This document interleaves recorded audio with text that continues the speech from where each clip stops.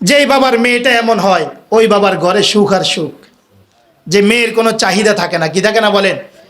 এই মেয়েদের চাহিদা পুরা করার দিয়া এই বাবা হারাম পথে আগাইতে হয়, নাউজুবিল্লাহ বলেন। কিন্তু যদি বেশি চাহিদা না থাকে, বাবার যা আছে হালাল ইনকাম এর উপরে সন্তুষ্ট থাকে, তাহলে বাবা আর হারাম পথে কি কামাই করা লাগে না। ঠিক এমনিভাবে যদি ঘরের স্ত্রী যদি এরকম হয়, ঘরের স্ত্রী যদি এরকম হয়, স্বামীর যা আছে সে তা নিয়ে খুশি, অতিরিক্ত চাপ অতিরিক্ত বোঝা তার উপরে চাপায়া দেয় না, তাহলে ওই স্বামীর সংসার কি হবে বলেন? সুখময় হবে, উভয়ে সুখময় জিন্দেগি লাভ করতে পারবে। কিন্তু তার এই চাহিদার শেষ নাই। নারীদের কি বলেন? চাহিদার শেষ নাই। প্রথম দিকে তেমন একটা থাকে না, কিন্তু পরবর্তীতে যখন 10 জনের ঘরে যায় আর 10 জনের বিলাসবহুল জীবন অবলোকন করে দেখে, তখনই গিয়ে একবার এক একটা দেখে, আর স্বামীর কাছে এসে কি করে বলেন? বায়না ধরে, এটা লাগবে সেটা লাগবে, আর তাকে এমন চাপাচাপি করে। বেচারা অল্প স্বল্প আয়ের এই মানুষ, এখন তো স্ত্রীর চাহিদা পুরো করতে পারে না, তো সে দুইটা পথ বাঁচতে হয়। হয়তো তারে কি করতে হবে? মাইনাস করতে হবে, না হয় তার চাহিদা পুরো করতে হবে। তো তার চাহিদা পুরো করতে গেলে তাকে হারাম পথে আগাইতে হবে, নাউজুবিল্লাহ বলে। বাস, আর এই হারামে আরাম নাই। হারামে কি নাই? আরাম নাই। এই হারাম দিয়ে কখনো সুখ আসতে পারে না। হয়তো ঘরের সোফা সেট হবে, ঘরের দামি দামি কি হবে বলেন? সোফা সেট হবে, ফার্নিচার হবে, কিন্তু ঘরে সুখ আসবে না, সুখময় দাম্পত্য জীবন তারা লাভ করতে পারবে না। আর যেই দাম্পত্য জীবনে সুখ নাই, দাম্পত্য সুখ নাই, সেটা সাক্ষাৎ দুনিয়াতে একটা জাহান্নামের কেন্দ্রবিন্দুতে পরিণত হয়, নাউজুবিল্লাহ বলে। এজন্য আমরা মুমিন নারীরা, মুমিন হিসাবে, ইমানদার হিসাবে আমাদের চাওয়া পাওয়া হবে আখিরাত কেন্দ্রিক। আমাদের চাওয়া পাওয়া কি হবে বলেন? আখিরাত কেন্দ্রিক। তো যে কথাটা বলতেছিলাম, ফাতেমা রাদিয়াল্লাহু তাআলা আনহা নিজের ছেলে মেয়েদেরকেও কি করা বলেন? এভাবেই তৈরি করা। তো দেখেন নবীজি সাল্লাল্লাহু আলাইহি সাল্লাম নিজের মেয়েকে কি শিক্ষা দিতেছে। ফাতেমা রাদিয়াল্লাহু তাআলা আনহা কিছু বলতে পারলেন না, লজ্জার কারণে চলে আসছে। নারীদের আসলে সবচাইতে বড় অলংকার হইল লজ্জা। নারীদের সবচাইতে বড় গুরুত্বপূর্ণ বিষয় কি বলেন? লজ্জা। নবীজি সাল্লাল্লাহু আলাইহি সাল্লাম বলেছেন, ইজা আলাম তাস্তাহি ফাসনা মা শিইতা, যখন তোমার লজ্জা থাকে না, তো তুমি যা খুশি তাই করতে থাকো, নাউজুবিল্লাহ বলেন। আজকে স্কুল কলেজগুলোর দিকে তাকান, সেখানে নারীগুলো কি পরিমাণ নির্লজ্জ আর বেহায়াভাবে চলতেছে। বাস্তব না বাস্তব বলেন? এমনকি আজকে আমাদের দেশে নারী বিষয়ক সংস্কার, নারীদের সংস্কারের ব্যাপারে যাদেরকে দায়িত্ব দেওয়া হয়েছে, কি পরিমাণ নির্লজ্জ আর বেহায়া হইলে একটা নারী নিজেদেরকে পতিতা বলে স্বীকৃতি দেওয়ার আবেদন করতে পারে, নাউজুবিল্লাহ বলে। একটা নারী নিজেকে বেশ্যা বলে স্বীকৃতি সরকারের কাছে আবেদন করতে পারে, কি পরিমাণ নির্লজ্জ আর বেহায়া হইলে বলেন। গরু আর ছাগলও তো এই আবেদন করতে পারে না, নাউজুবিল্লাহ বলে। কুকুর আর শুকুরও তো এই আবেদন করতে পারে না। এতটা নির্লজ্জ আর বেহায়া হয়েছে এই আজকে নারী সমাজ। অথচ তারা কি মূর্খ নাকি বলে?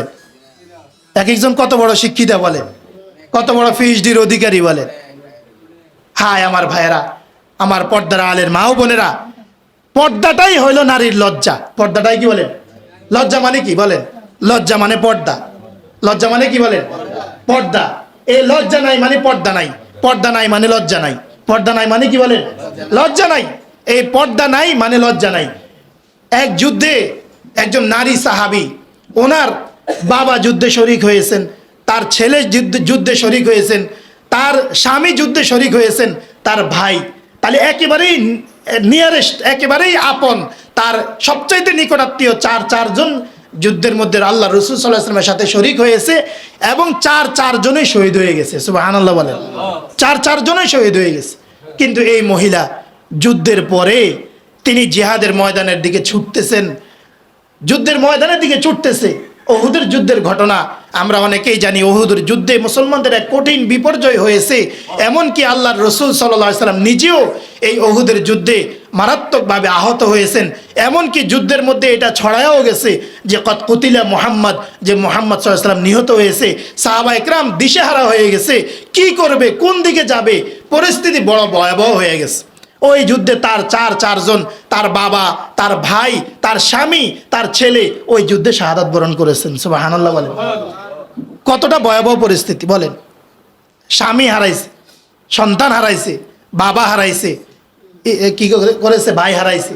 কিন্তু এই মহিলা যুদ্ধের পরে জিহাদের ময়দানের দিকে যাচ্ছে, খুব শালীন পোশাক, ভদ্র পোশাক, একেবারেই আপাদমস্তক হিজাবে আবৃত হয়ে তিনি যুদ্ধের ময়দানের দিকে যাইতেছে, দৌড়াইতেছে।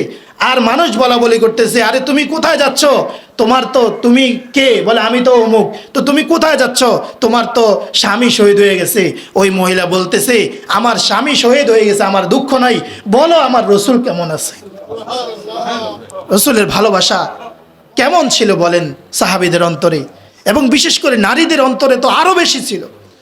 এক নারী সাহাবী রসুল করিম সাল্লাল্লাহু আলাইহি সাল্লাম জিহাদের জন্য সাহাবা একরামের কাছে চাইছে যে তোমরা কি করো, তোমরা যার যা আছে জিহাদে শরীক হও, জিহাদে অংশগ্রহণ করো। আমার ভাইয়েরা, পর্দার আলের মা ও বোনেরা, দেখেন নারীরা রসুলকে কেমন ভালোবাসতো। নিজের স্ত্রী, সন্তান, পরিবার পরিজন সবার চাইতে আসলে যদি আমি আর আপনিও যদি রসুলকে বেশি মহাব্বত করতে না পারি, তাহলে তো রসুলের ভাষায় আসলে আমাদের ইমানে নাই। কি নাই বলেন? ইমানে নাই। তো দেখেন না, একজন নারী তার কোলের বাচ্চা, দুধের বাচ্চাটাকে নিয়ে আসছে রসুলকে এই যুদ্ধের জন্য, রসুলকে দিবে, ইসলামের জন্য দেওয়ার জন্য তিনি কোলের বাচ্চাটা নিয়ে আসছে। সুবহানাল্লাহ বলেন। কোলের বাচ্চাকে জিহাদের জন্য নিয়ে আসছে। নবীজি সাল্লাল্লাহু আলাইহি ওয়াসাল্লাম তো অবাক, তোমার এই কোলের বাচ্চা দিয়ে আমি কি করব? এটা কি জিহাদ করতে পারবে? এটা কি কাজে আসবে?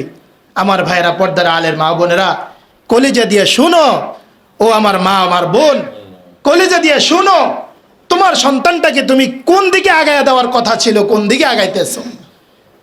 ওই মা বলতেছে, ইয়া রাসূলুল্লাহ, আমার আর কিছুই নাই ইয়া রাসূলুল্লাহ, আপনাকে দেওয়ার মতো, আল্লাহর রাস্তায় দেওয়ার মতো আমার আর কিছুই নাই ইয়া রাসূলুল্লাহ, আমার এই কোলের সন্তান ছাড়া আমার আর কিছুই নাই। আমি সিদ্ধান্ত নিয়েছি, আমি আল্লাহর রসুলের জন্য, আল্লাহর রসুলকে খুশি করার জন্য আমার এই কোলের সন্তানটাকেই দিয়ে দিব। সুবহানাল্লাহ বলেন। তা আমি তোমার এই সন্তান দিয়ে কি করব? ইয়া রাসূলুল্লাহ, আমার এই সন্তানকে যুদ্ধের ময়দানে আপনি ঢাল হিসাবে ব্যবহার করবেন। দুশমন যখন আঘাত করবে আপনাকে, আমার এই বাচ্চা দিয়ে আপনি প্রতিহত করবেন। সুবহানাল্লাহ বলেন। আজকে নারীরা কি শিখতেছো তোমরা? তোমরা কাদের উত্তরসূরি? তোমাদের খবর আছে? ওহুদের ময়দানে আরেকজন নারী সাহাবীর ঘটনা, হযরত উম্মে উমারা রাদিয়াল্লাহু তাআলা আনহু, উম্মে উমারা রাদিয়াল্লাহু তাআলা আনহা স্বয়ং আল্লাহর রাসূল সাল্লাল্লাহু আলাইহি ওয়াসাল্লামের সাথে জিহাদ করেছেন। সুবহানাল্লাহ বলেন। যখন মুসলমানরা চারদিকে মানে দৌড়াইতেছে, দিশেহারা হয়ে এদিক সেদিক ছুটতেছে, উম্মে উমারা রাদিয়াল্লাহু তাআলা আনহা কাফেরদের তীব্র আক্রমণ রসুলকে কেন্দ্র করে, রসুলের উপরে। এই সময় উম্মে উমারা রাদিয়াল্লাহু তাআলা আনহা 55 বছর তার বয়স। সুবহানাল্লাহ বলেন। দুই ছেলেকে নিয়ে তিনি রসুলের সামনে আর ছেলেদেরকে চিৎকার করে করে বলতেছে, রসুলকে হেফাজত করো, দুশমনের সমস্ত তীর আর তরবারির আঘাত তোমাদের পিঠের উপরে নাও, খবরদার আল্লাহ রসুলের গায়ে যেন কোনো একটা আঘাত না পড়ে। সুবহানাল্লাহ বলে। মা তার সন্তানকে বলতেছে। কেমন ছিলেন মারা বলেন? কেমন ছিল মায়েরা সন্তানকে দ্বীনের দিকে আগায় দেওয়ার ক্ষেত্রে? মারা কেমন ছিলেন? স্ত্রীরা কেমন ছিলেন? মেয়েরা কেমন ছিলেন বাবাকে আগায় দেওয়ার ক্ষেত্রে? যাই হোক আমার ভাইয়েরা, পর্দার আলের মা বোনেরা, এরপরে ওই নারী সাহাবী যার চারজন শহীদ হয়ে গেছে, তিনি এরপরে দৌড়াইতে আছে। তিনি বলতেছে, আরে আমার স্বামী, আমার রসুল কেমন আছে সেটা তোমরা আমাকে বলো। সুবহানাল্লাহ বলেন। তো তিনি দৌড়াইতে আছে, একে একে তার চারজন নিকটাত্মীয় শহীদ হওয়ার খবর তাকে দেওয়া হয়েছে। তার একই কথা, আমার কোনো দুঃখ নাই, আমার কোনো আফসোস নাই, বলো আমার রসুল কেমন আছে। সুবহানাল্লাহ বলেন। এক পর্যায়ে একজন তাকে বলতেছে, আরে তোমার নিকটাত্মীয় চারজন শহীদ হয়ে গেছে, তুমি তো এতটা এই ভদ্রতার সাথে, এতটা ভদ্র পোশাকে তুমি যাইতেছো, ঘটনা কি? তখন এই সাহাবী তখন বললেন, দেখো, আমি স্বামী হারাইতে পারি, আমি বাবা হারাইতে পারি, আমি সন্তান হারাইতে পারি, আমি ছেলে হারাইতে পারি, আমার ভাই হারাইতে পারি, কিন্তু আমি আমার লজ্জা হারাইতে পারি না। সুবহানাল্লাহ বলেন। তিনি কোন জিনিসকে লজ্জা বলেছে? পর্দাকে তিনি লজ্জা বলেছে। আজকে নারীরা বাচ্চা হবে মনে করেন, হাসপাতালে যাইতেছে, কোথায় কাপড়, কোথায় সোপড়, কোথায় বোরকার তো খবরে নাই। আমাদের কাছে অনেকেই বলে পুরুষরা যে হুজুর আমরা কি করতাম, কোনো পর্দাই তো থাকে না। আর ওই সাহাবী কি বলতেছে? নারী সাহাবী বলেন, আম্মা জান হযরতে উম্মে সালামা রাদিয়াল্লাহু তাআলা আনহা, নারী আজকে ভুলে গেছি আমরা, পুরুষরাও ভুলে গেছি যে নারীর জন্য কোন জিনিসটা সবচাইতে গুরুত্বপূর্ণ বিষয়, কোন জিনিসটা সবচাইতে গুরুত্বপূর্ণ বিষয়, সবচাইতে কল্যাণকর বিষয়। একবার রাসূল করিম সাল্লাল্লাহু আলাইহি ওয়াসাল্লাম সাহাবীদের মজলিসে জিজ্ঞাসা করেছেন, ও আমার সাহাবীরা, তোমরা কি জানো নারীদের জন্য কোন জিনিসটা সবচাইতে বেশি কল্যাণকর? তো সাহাবা একরাম এক একজন এক একটা বললেন। কেউ নামাজ, কেউ স্বামীর খেদমত, কেউ মনে করেন তাকওয়া, যে যেটা পারছেন বলছেন। আল্লাহ রাসূল সাল্লাল্লাহু আলাইহি ওয়াসাল্লাম বলেন যে না, উত্তর হয় নাই। কিন্তু ওই দিন নবীজি উত্তর নিজেও দেন নাই, বললেন যে ঠিক আছে, সকলেই চিন্তা করো, আগামীকালকে কি করবা, এই প্রশ্নের উত্তর দিবা। তো সাহাবা একরাম চলে গেছে, সকলেই পেরেশান, কি উত্তর হইতে পারে। সকলেই চিন্তা করতেছে যদি আমি উত্তরটা দিতে পারি তাহলে রসুল আমার উপরে বেশি খুশি হবে। প্রত্যেকেই তো চিন্তা করতেছে কি করা যায়, উত্তর কি হইতে পারে, চিন্তা করতেছে। হযরত আলী রাদিয়াল্লাহু তাআলা মজলিসে ছিলেন, তিনি গিয়েছেন ঘরে। তিনি ঘরে গিয়া, তার ঘরে কে আছে বলেন? আল্লাহ রাসূল সাল্লাল্লাহু আলাইহি ওয়াসাল্লামের কলিজার টুকরা ফাতেমা রাদিয়াল্লাহু তাআলা আনহা, তার স্ত্রী। তো তিনি ফাতেমাকে জিজ্ঞাসা করলেন, ফাতেমা, নবীজি সাল্লাল্লাহু আলাইহি ওয়াসাল্লাম তো নারীদের ব্যাপারে এমন এমন জিজ্ঞাসা করেছে যে নারীদের জন্য কোন জিনিসটা সবচাইতে বেশি কল্যাণকর। তো আমরা কেউ তো উত্তর দিতে পারলাম না। ফাতেমা, তুমি কি বলতে পারবা? যদি বলতে পারো তাহলে বলো, আমি রসুলের কাছে গিয়ে উত্তর দিলে তাহলে আমার জন্য রসুল কি হবে, আমার উপরে রসুল খুশি হবে। যদি তুমি পারো বলো। ফাতেমা রাদিয়াল্লাহু তাআলা আনহা বললেন, হ্যাঁ, এটা উত্তর আমি জানি, এই প্রশ্নের উত্তর আমি জানি। আমি মনে করি নারীদের জন্য দুনিয়াতে সবচাইতে বেশি কল্যাণকর বরকতময় জিনিস হইল নারীর পর্দা। সুবহানাল্লাহ বলে। পর্দা মানে এই নারীকে কোনো পর পুরুষ দেখবে না, সেও কোনো পর পুরুষকে দেখবে না, সেও কোনো পর পুরুষকে দেখবে না, কোনো পর পুরুষ তাকে দেখতে পারবে না। এটা হইল নারীর জন্য সবচাইতে বেশি কল্যাণকর। সুবহানাল্লাহ বলেন। আলী রাদিয়াল্লাহু তাআলা দৌড়ায় গেছে রসুল করিম সাল্লাল্লাহু আলাইহি ওয়াসাল্লামের কাছে, গিয়া বলেন, ইয়া রাসূলুল্লাহ, গতকালকের প্রশ্নের উত্তর পাইছি। নবীজি জিজ্ঞেস করেছেন, কি উত্তর? তো বললেন, ইয়া রাসূলুল্লাহ, আমি ফাতেমাকে জিজ্ঞাসা করেছি, আর ফাতেমা এই উত্তর দিয়েছে, নারীর জন্য সবচেয়ে বেশি গুরুত্বপূর্ণ আর কল্যাণকর বিষয় হলো নারী কোনো পুরুষকে দেখবে না, আর কোনো পুরুষও নারীকে কি দেখবে না। নবীজি সাল্লাল্লাহু আলাইহি ওয়াসাল্লাম খুশি হয়ে গেলেন। আর তখনই নবীজি বললেন, হ্যাঁ, এমনটাই ফাতেমা থেকে আশা করা যায়, কারণ ফাতেমা তো মিন্নি ওয়া আনা মিনহা, ফাতেমা তো আমার, আমি তো ফাতেমার। সুবহানাল্লাহ বলেন। ফাতেমা তো আমার অংশ, আমি তো ফাতেমার অংশ। অর্থাৎ ফাতেমার এই কথা যেন কি আমারই কথা। সুবহানাল্লাহ বলে। ফাতেমা রাদিয়াল্লাহু তাআলার পর্দা কেমন ছিল বলেন? মৃত্যুর পরেও যেন মানুষ দেখে বলতে না পারে যে ফাতেমা লম্বা ছিল নাকি খাটো ছিল, এই কথা যেন মৃত্যুর পরেও বলতে না পারে। হযরত ফাতেমা রাদিয়াল্লাহু তাআলা তার মৃত্যুর আগে, নবীজি সাল্লাল্লাহু আলাইহি সাল্লামের ইন্তেকালের 6 মাস পরে ফাতেমা রাদিয়াল্লাহু তাআলার ইন্তেকাল হয়েছে। মৃত্যুর আগে ফাতেমা রাদিয়াল্লাহু তাআলা আনহা আলী রাদিয়াল্লাহু তাআলার কাছে ওসিয়ত করেছেন, আলী, তুমি আমার ইন্তেকালের সংবাদ কোনো মানুষকে দিবা না, আর আমাকে রাতের বেলা দাফন করে দিবে। রাতের বেলা কি করবে? দাফন করবে। আলী রাদিয়াল্লাহু তাআলা এই জিজ্ঞেস করলেন, কেন? তো বলতেছে, যেন আমি জীবিত অবস্থায় কোনো পুরুষ আমার পর্দার উপরে দিয়েও আমাকে দেখে নাই যে ফাতেমা লম্বা না খাটো, এটা বলতে পারে নাই, তারা দেখে নাই। আমি চাই কোনো মানুষ যেন আমার মৃত্যুর পরেও যেন আমাকে, আমার লাশ না দেখে, আমাকে যেন বলতে না পারে মৃত্যুর পরেও যে ফাতেমা লম্বা ছিল না খাটো ছিল। সুবহানাল্লাহ বলে। আর আমাদের মা বোনদের কি অবস্থা বলেন? পুরুষরা কি বলে, তুমি ঘরে থাকো, আমি বাজার করিয়ে আনি। তুমি ফলা বাচ্চাগুলোরে দেখো, আমি কি করিয়ে আনি, বাজার করি। নাউজুবিল্লাহ বলেন। করে কি করে না বলেন? নিজেও ধ্বংস হয়, নিজেও ধ্বংস হয়, অন্য পুরুষদেরকেও ধ্বংস করে। এই সেদিন আমার বিবি ঘটনা শুনাইতেছে, একজনে নিজের স্ত্রী আছে, বিবাহ তো আছেই, আরেক মহিলারে বিবাহ করছে, আর তারে পছন্দ করছে বাজারে। কোথায় পছন্দ করছে বলেন? নাউজুবিল্লাহ বলেন। বাজারে পছন্দ করছে। তা আমি আবার রসিকতা করে স্ত্রীকে বললাম আর কি, তো করবে না, কি করবে? এই স্ত্রীরা ঘরে কি করে না, স্বামীর জন্য সাজে না, আর বাজারে পর পুরুষদের জন্য কি করে, নিজের যত সাজগোজ সব পর পুরুষের জন্য, স্বামীর জন্য না। বাস্তব না বাস্তব বলে? তো এই ভুল কমপক্ষে ইমানদার নারীরা যেন না করে, আমাদের এই মজলিসে যেই মা বোনরা আসে তারা যেন না করে। স্ত্রী, একজন স্ত্রী সাজবে কার জন্য বলেন? আমার নিজের মুসল্লি বলতেছে, হুজুর দামি দামি শাড়ি, 3 পিস আনছি তার জন্য, কিন্তু সে এগুলো ঘরে পরে না। আমি পড়তে বললে বলে যে এগুলো কার জন্য পরবো, কে দেখবো আমার? তুমি আমার কোথাও নিয়ে যাও না, বেড়াইতে নাও না, এই কোনো বিয়ে শাদীর অনুষ্ঠানে যাইতে না, আমার নিজে ভাঙ্গিয়ে কইতেছে, কারো বিয়ে শাদীর অনুষ্ঠানে যাইতে না পড়বো, এগুলো ঘরে কার জন্য পড়বো? নাউজুবিল্লাহ বলে। এইভাবেই আসলে তাদের মানসিকতাগুলো কি হচ্ছে, গড়ে তুলছে। শিক্ষিত মহিলা, মাস্টার্সে পড়ে, সে নিজেও ছেলেও মাস্টার্সে পড়ে। তো আমার কাছে ঘটনা বলতেছে, আমার মুসল্লি ছিল, তো বলতেছে হুজুর এ বলতেছে কার জন্য পড়বো। চিন্তা করেন, স্বামী স্ত্রীরা সাজবে কার জন্য বলে, তা স্বামীর জন্য সাজবে, কিন্তু স্বামীর জন্য সাজে না, বাহিরে যাইতে সাজের অভাব থাকে না। বাস্তব না বাস্তব বলেন? তার মিষ্টি মুখের কণ্ঠ জবান সে তো তার স্বামীর জন্যই ব্যবহার করবে, কিন্তু স্বামীর সাথে কথা বলতে সুন্দর করে বলে না, আর পরপুরুষের সাথে কথা বলতে দুনিয়ার সব মিষ্টি তখন মনে যেন ঠোঁটে থাকে। বাস্তব না বাস্তব বলে? সব মিষ্টি দিয়া কথা কয়, তখন মধু লাগায় আলো জবানের মধ্যে, তখন ঠোঁটের মধ্যে কি লাগায় না, মধু লাগা। অথচ কোরআনে কারিমের মধ্যে আল্লাহ তাআলা স্পষ্ট নিষেধ করেছেন, ওয়াইযা সাআলতুমুহুন্না ফাসআলুহুন্না মিন ওয়ারাইল হিজাব।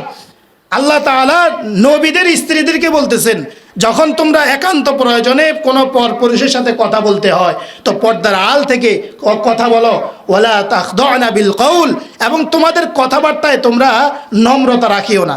একান্ত কথা বলার প্রয়োজন হলে কি করবা, পর্দার আড়াল থেকে বলবা, তবে কথার মধ্যে কি রাখবে না, নম্রতা রাখবে না, একটু কর্কশ ভাষায় কথা বলবা। পরপুরুষের সাথে কথা বলার সময় আল্লাহ তাআলার নির্দেশ কোরআনে কারিমের মধ্যে নবীদের স্ত্রীদেরকে বলতেছেন। চিন্তা করেন কতটা নিরাপদ জায়গা। তাইলে অন্য নারীদের ব্যাপারে কি কথা হবে বলেন? আরো আগে এই আদেশ থাকবে কি থাকবে না বলেন?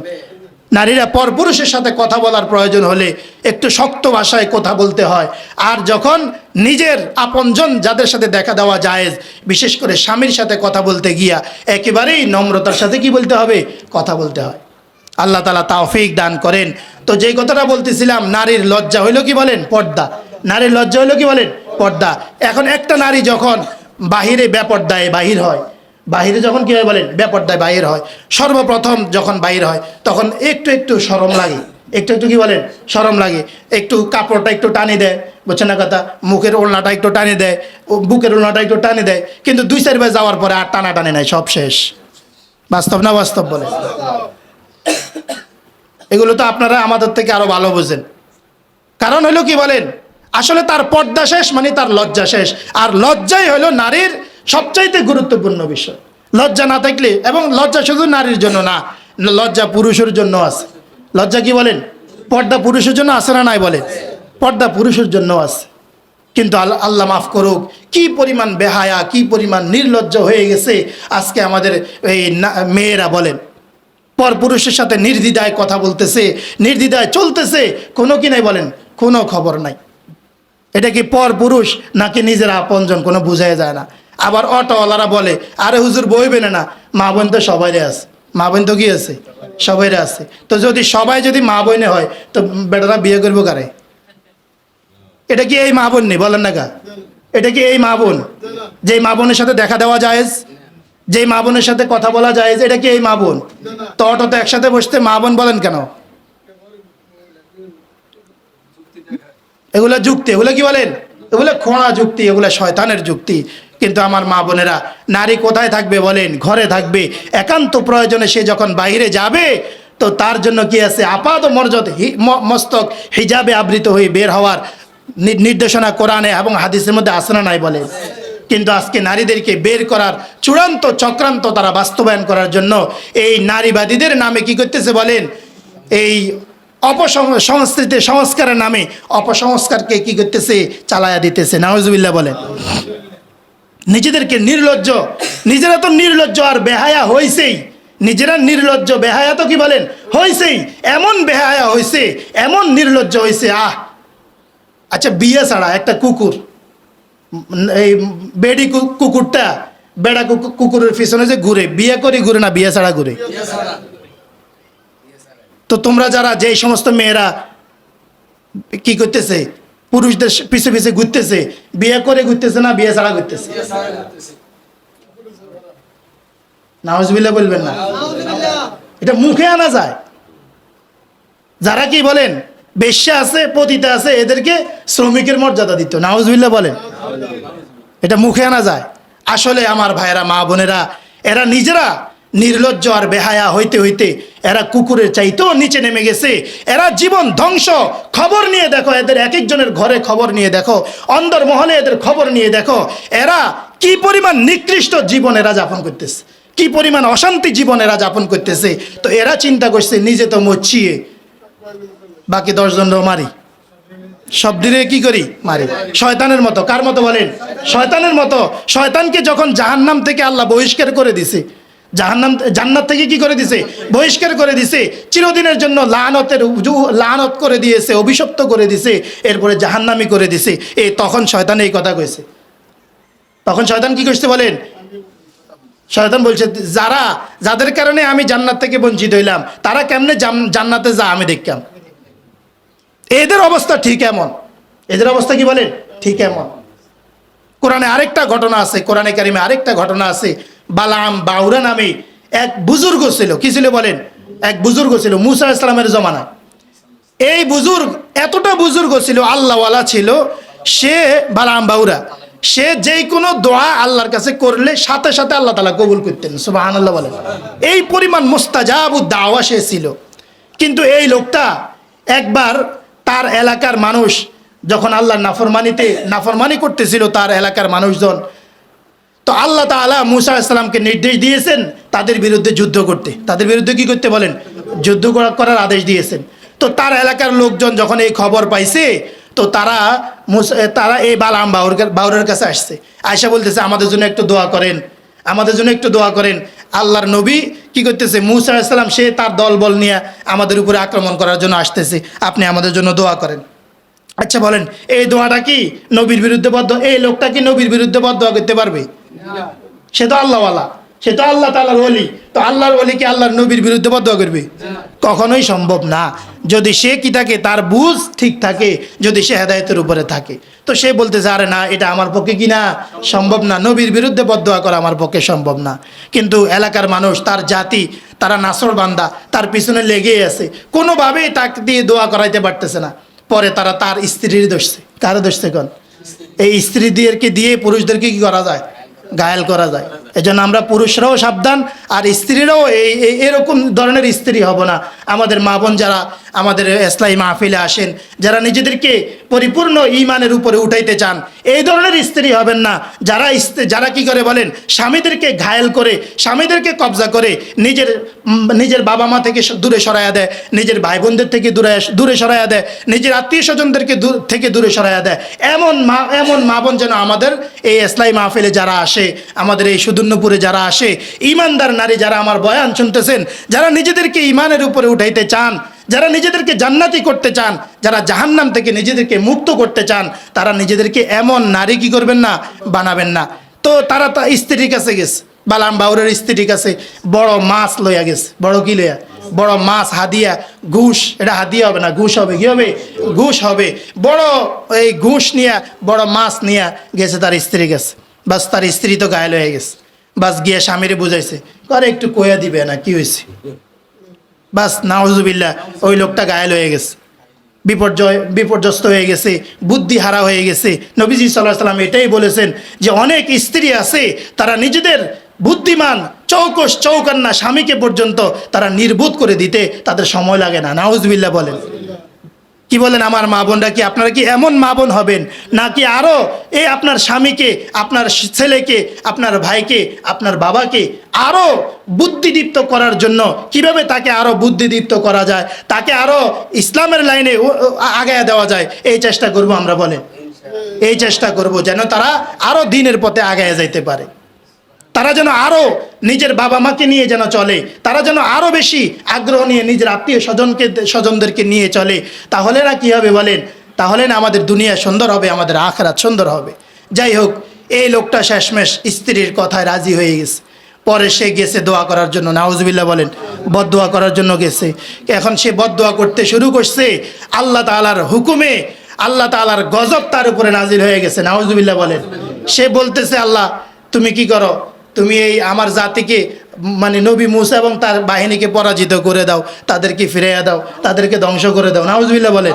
এই কথা বলবে মনে মনে, ঠিক করছে, কিন্তু তার সব কথা তার নিজের জাতির বিরুদ্ধে হয়ে গেছে। সুবহানাল্লাহ বলেন। জাতির বিরুদ্ধে, মানে সে বলতেছে, আল্লাহ আমার জাতিরে ধ্বংস করো, তাদের উপরে গজব ফালাও, নবীর বিরুদ্ধে তাদেরকে পরাজিত করো। এখন জাতি ইচ্ছা মতো ফিরেছে, তোরা আনছি হলো আমাদের নবীর বিরুদ্ধে বদদোয়া করার জন্য, শব্দে আমাদের বিরুদ্ধে। ওই লোকটা তখন বলতেছে, দেখ আমার করার কিছু নাই, আমি নিয়ত করার সাথে সাথে আমার উপরে আল্লাহর গজব পড়ে গেছে, আমি সর্বহারা হয়ে গেছি, আমি ধ্বংস হয়ে গেছি, আমার সব শেষ হয়ে গেছে, আমার জবান আর আমার নিয়ন্ত্রণে নাই, আমার দিল আর আমার নিয়ন্ত্রণে নাই, আমার ব্রেন আর আমার নিয়ন্ত্রণে নাই, আমি আর আমার মতো করে বলতে পারতেছি না, আমার সব শেষ, আমার সব শেষ।